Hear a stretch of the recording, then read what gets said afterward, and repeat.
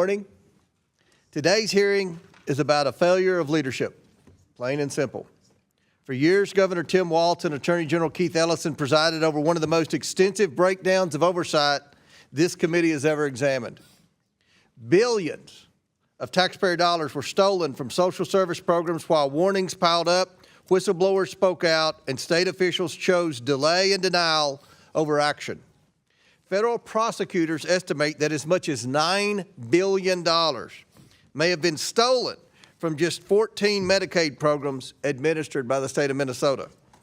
Those programs have cost taxpayers more than $18 billion since 2018, and investigators believe that half or more of that spending may have been lost to fraud. And that did not happen overnight. As our investigation has shown, it happened because state leadership failed repeatedly to intervene. Governor Walz has claimed his administration addressed fraud, and I quote, very early, unquote. But that claim does not hold up to the facts. His administration kept payments flowing. In January, the first hearing of this series, we heard from Minnesota state representatives who made clear this fraud was not hidden. It was known, documented, and repeatedly brought to the attention of state leadership.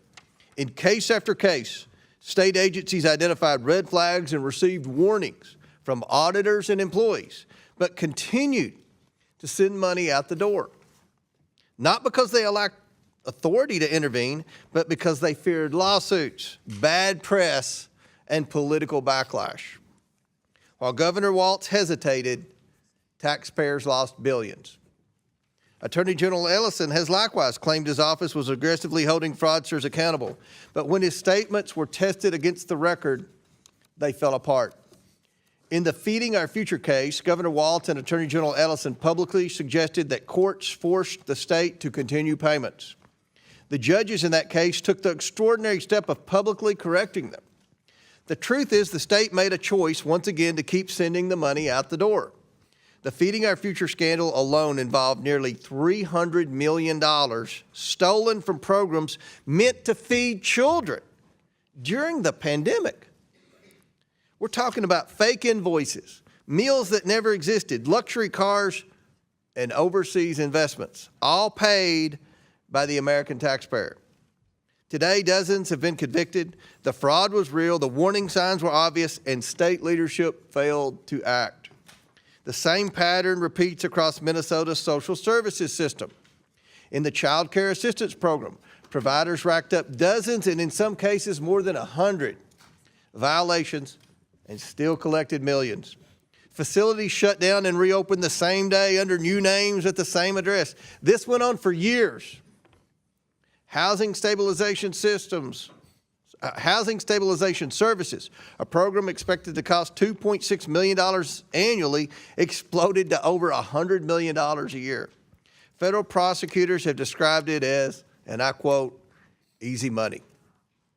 Providers billed services never delivered while the Walz administration failed to intervene until federal agents showed up. And when state employees tried to stop this, they were silenced and retaliated against for even daring to notice the fraud. We have spoken with over 30 whistleblowers, many of them current employees and Democrats, who say they were ignored, retaliated against, and even surveilled for raising concerns. Instead of protecting the whistleblowers, the Walz administration protected the system that enabled the fraud. We are taking oversight of fraud seriously, and today I hope the Democrats will do the same, but their track record is not promising. We followed up with the whistleblowers when state leaders ignored them. Republican staff spent 36 hours and 46 minutes in 9 transcribed interviews with current and former Minnesota state officials. Democrats, however, only asked 3 hours and 14 minutes worth of questions. That's inexcusable and frankly embarrassing. Taxpayers deserve better. We are working with the Trump administration, which is taking a whole-of-government approach to stop fraud before money is stolen. What we've uncovered in Minnesota is not a paperwork error or a few bad actors slipping through the cracks. It is sustained failure of leadership. Governor Walz and Attorney General Ellison were warned repeatedly. Auditors raised red flags. Employees sounded alarms. Invoices didn't make sense. And still, the money kept flowing.